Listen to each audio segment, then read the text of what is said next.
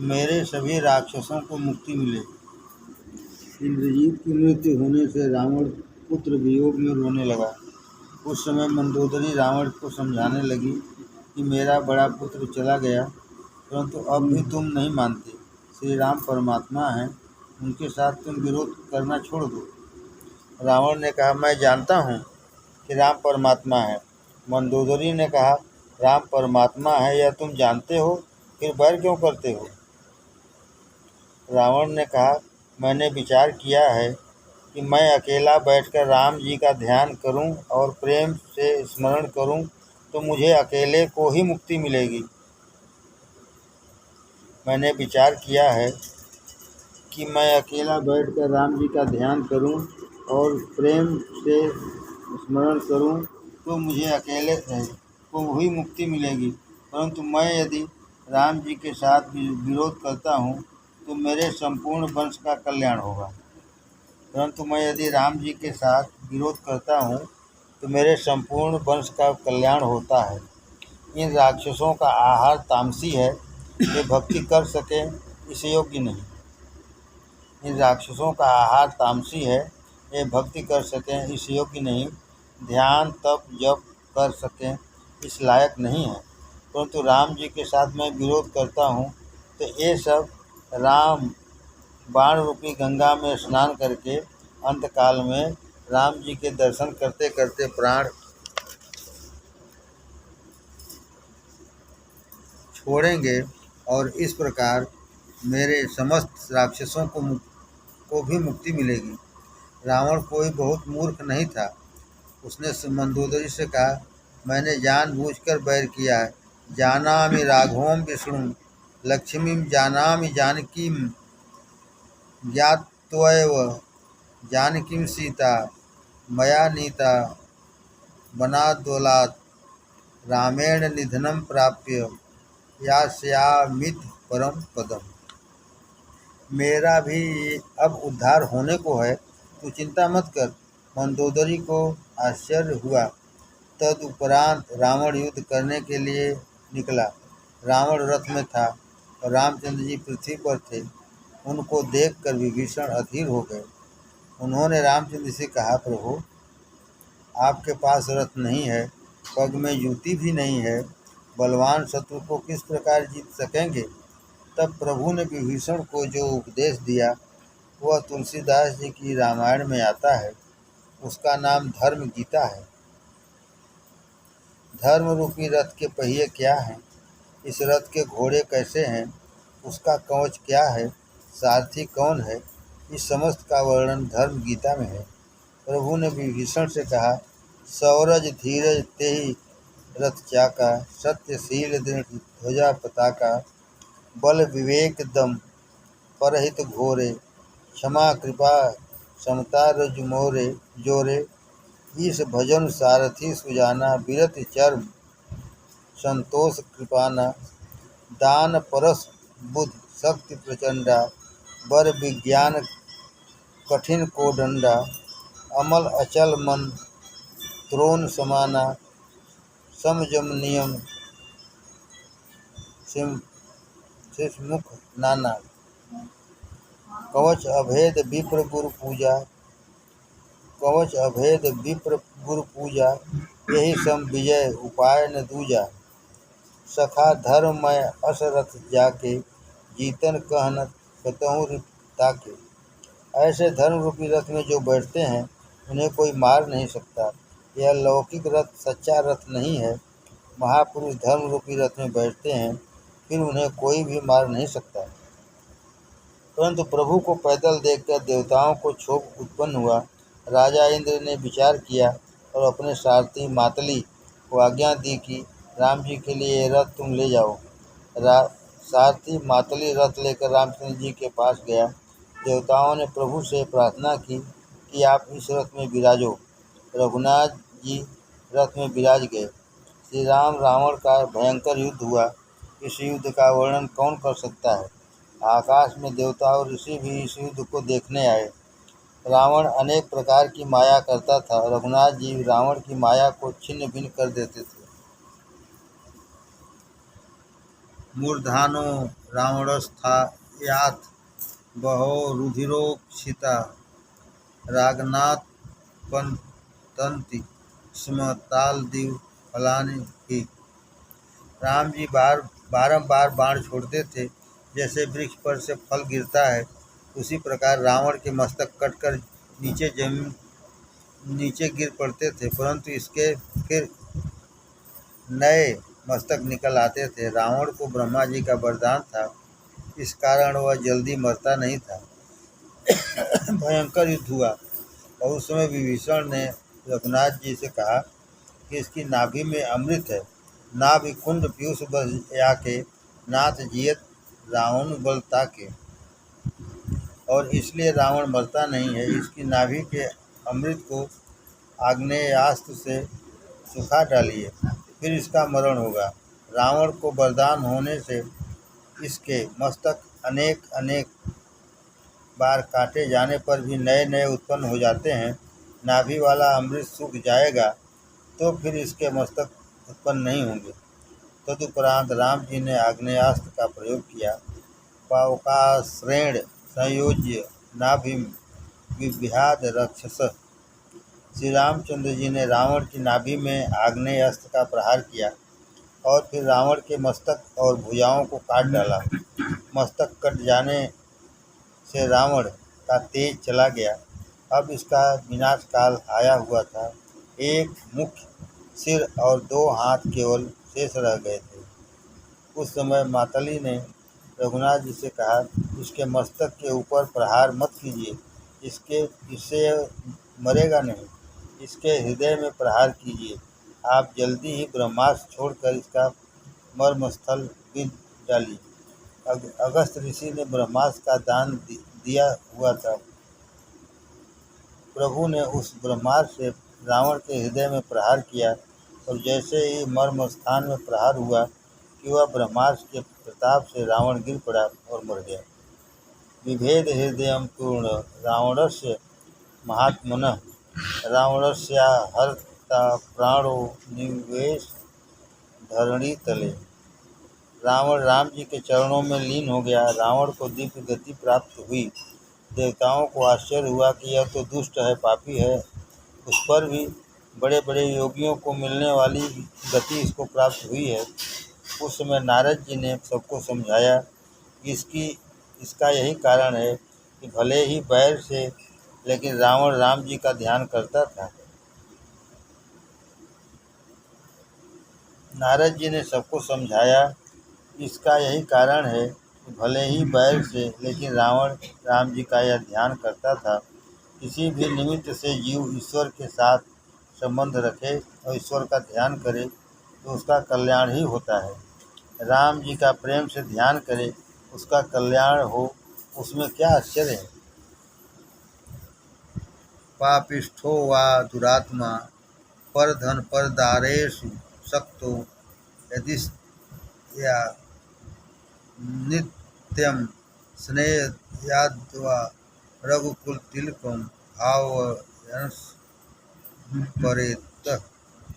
भूत्वा शुद्ध्वान्तरङ्गो भवसज्जनितानेक दोषविमुक्तः सद्यो सामस्य विष्णो सुरवर विनुतम याति वैकुंठ माध्यम। रावण बैर से ध्यान करता था, परंतु उस बैर से भी परमात्मा का ही चिंतन करता था। श्री राम का चिंतन करते करते प्राण त्याग करने वाला श्री राम में लीन हो जाता है। फिर चिंतन भले ही किसी भी भाव से हो, श्री राम में लीन हो जाता है। श्री राम का चिंतन करते करते प्राण त्याग करने वाला श्री राम में लीन हो जाता है। फिर चिंतन भले ही किसी भी भाव से हो। भागवत में वर्णन आया है, निष्काम श्री भगवान का चिंतन काम भाव से करने वाली गोपियाँ भगवतमय बन गई थी। शिशुपाल क्रोध से भगवान का चिंतन करता हुआ भगवानमय बन गया था। काम भाव से, वैर भाव से, भय भाव से अथवा शुद्ध प्रेम भाव से, किसी भी भाव से मनुष्य को परमात्मा में अपने मन को संपूर्ण रूप से जोड़ना चाहिए। किसी भी प्रकार भगवान में तन्मयता होनी चाहिए। रावण को सद्गति प्राप्त हुई। रावण की मृत्यु होने पर रावण की स्त्रियां रोने लगीं। रावण की मृत्यु होने पर रावण की स्त्रियां रोने लगीं। कई थी स्त्रियां रोने लगीं।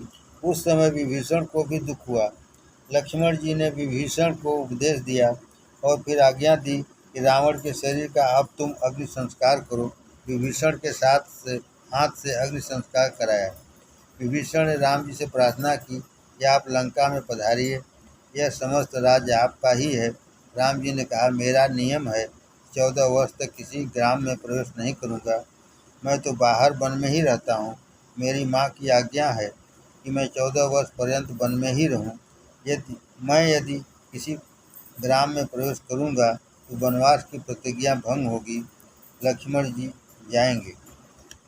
रामचंद्र जी ने आज्ञा दी। लक्ष्मण जी ने विभीषण को लंका की गद्दी पर बैठाकर राज्याभिषेक किया। लंका का राज्य मिला, परंतु प्रभु ने ग्रहण नहीं किया। विभीषण को लंका का राज्य दे दिया। प्रभु ने लंका में से एक पैसा भी लिया नहीं। लंका में अतिशय संपत्ति थी। लंका की संपत्ति लंका में छोड़ दी। उसमें से कुछ भी अयोध्या में लेकर नहीं आ गए। लंका का राज्य प्राप्त हो जाने पर विभीषण दौड़ते हुए जाकर रामचंद्र जी के चरणों में गिर पड़े। रामचंद्र जी का वंदन किया। विभीषण राजा हुए। ऐसा देखकर रामचंद्र जी को अत्यंत आनंद हुआ। विभीषण ने कहा, नाथ, यहाँ का सब कुछ आपके चरणों में अर्पण है। राम जी ने कहा, यह सब कुछ मेरा ही है, परंतु यह मैंने तुमको दिया है। तुझे कुछ ऐसा करनी हो तो इन वानरों का तू सम्मान कर। विभीषण ने वानरों को वस्त्राभूषण दिए। तदुपरांत विभीषण की आज्ञा से श्री सीता जी का मांगलिक स्नान कराया गया। जानकी जी ने सुंदर श्रृंगार किया। जानकी जी पालकी में विराजी और धीरे धीरे पधारी। वानरों को श्री सीता माँ के दर्शनों की बहुत इच्छा थी। माता जी कैसी हैं, हमको दर्शन की इच्छा है। वे लोग दर्शनों के लिए शीघ्रता करते हुए धक्का मुक्की करने लगे। पालकी के साथ के सेवक हटो हटो बोलते हुए सभी को हटाने लगे। वानर थोड़े नाराज हुए कि हमने श्री सीता के लिए प्राणों तक का त्याग किया है, हमको ये लोग दर्शन भी नहीं करने देते। यह सब देखकर राम जी ने कहा, ये सब प्रेम से दर्शन करने के लिए अत्यंत आतुर हैं, इसलिए अब सीता जी चलकर आएँ, यही उचित है। पादचारेण सायातु जानकी मम सन्निधिम। श्री सीता जी पालकी में से उतरकर धीरे धीरे पैदल चलने लगी। वानर श्री सीता जी माँ का जय जयकार करते हुए उनको प्रणाम करने लगे। सीता जी पधारी तब प्रभु ने थोड़ी लीला की। छाया जानकी को अग्निदग्ध करके प्रत्यक्ष जानकी को स्वीकार करना था, इसलिए प्रभु ने श्री सीता जी से कुछ कड़वे शब्द कहे। माता जी ने लक्ष्मण से कहा, लक्ष्मण शीघ्र ही अग्नि प्रकट करो। अग्नि प्रकट होने पर श्री सीता जी ने दोनों हाथ जोड़कर कहा, जो मम बच क्रम मम उर माही, तज रघुवीर आन गति नाही। तव किसानु सब कै गति जाना, मोह कहूँ होय श्रीखंड समाना। श्री राम के अतिरिक्त अन्य किसी भी पुरुष का मैंने कभी स्मरण भी किया न हो, मैंने पतिव्रता धर्म का पालन किया हो, तो हे अग्निदेव, तुम चंदन जैसे शीतल हो जाओ। श्री सीता जी ने अग्नि में प्रवेश किया। सभी रुद्ध श्वास गति से देखते रह गए। कितने ही वानर रोने लगे कि यह क्या हो रहा है, ऐसा अनर्थ। श्री सीता जी के लिए राम जी ने इतना विशाल युद्ध किया और अब राम जी ऐसा क्यों कर रहे हैं। उसी समय साक्षात अग्नि नारायण श्री सीता जी को लेकर बाहर आए। एवाते राम वैदेही पाप मत्स्याम न विद्यते। श्री सीता जी महान पतिव्रता हैं। देवता ऋषि सभी वहाँ प्रकट हो गए। सभी ने साक्षी दी। श्री रामचंद्र जी ने श्री सीता जी को स्वीकार किया। श्री सीता जी श्री रामचंद्र जी के साथ विराजी। श्री सीताराम जी के दर्शन करते हुए ब्रह्मा जी को आनंद हुआ। ब्रह्मा जी ने परमात्मा की सुंदर स्तुति की।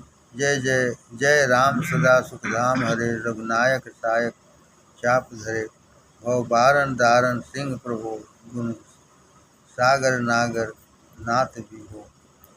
उसके उपरांत देवराज इंद्र ने स्तुति की, देव भक्ति रमा निवास त्रास हरण शरण सुखदायकम सुखधाम राम नमामि काम अनेक छवि रघुनायकम सुरवृंद रंजन द्वंद्व भंजन मनुरज जतन अतुलित बलम ब्रह्मादि शंकर सेव्य राम नमामि करुणा कोमलम। फिर राजा इंद्र ने रामचंद्र जी से कहा, आपने हमारे लिए अनेक कष्ट सहन किए हैं। यह रावण हमको बहुत कष्ट देता था, आपने बहुत कृपा की है, मैं आपकी क्या सेवा करूं। तब प्रभु ने राजा इंद्र को आज्ञा दी, इस युद्ध में राक्षसों ने अनेक वानरों को मार डाला है। मम हित लाग तजे इन प्राणा सकल जियाओ सुरेश सुजाना। तुम आकाश में खड़े होकर अमृत की वृष्टि करो, जिससे मरे हुए वानर पुनः जीवित हो जाएं।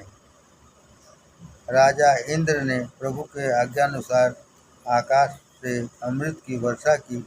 मृत्यु को प्राप्त हुए सभी वानर जीवित हो गए। युद्ध भूमि में वानर तथा राक्षस दोनों मरण हुआ था, परंतु वानर ही जीवित हुए और राक्षस जीवित नहीं हुए। इसका कारण बताया है कि वानर युद्ध कर रहे थे, उस समय उनकी दृष्टि राक्षसों पर थी। श्री रामचंद्र जी के दर्शन करते करते राक्षसों ने प्राण त्याग किया था, अतः उन पर अमृत की वर्षा होने पर भी राक्षस पुनः जीवित नहीं हुए। राक्षस तो प्रभु के धाम में चले गए।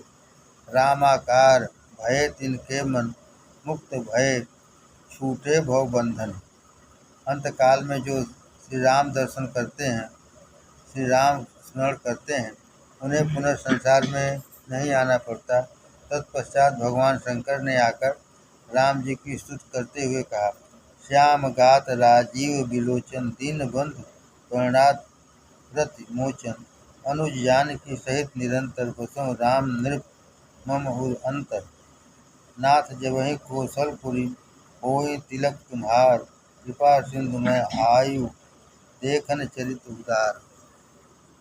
अब शीघ्र ही अयोध्या में आपका राज्याभिषेक होगा, वहाँ मैं आपके दर्शन करने आऊँगा। परमानंद हुआ। विभीषण ने श्री रामचंद्र जी से बहुत आग्रह किया कि आप कुछ दिनों के लिए यहीं पर आनंद से विराजें। श्री रामचंद्र जी ने कहा, अब 14 वर्ष की अवधि पूरी हो रही है, मेरे भरत भैया की मुझे याद आती है।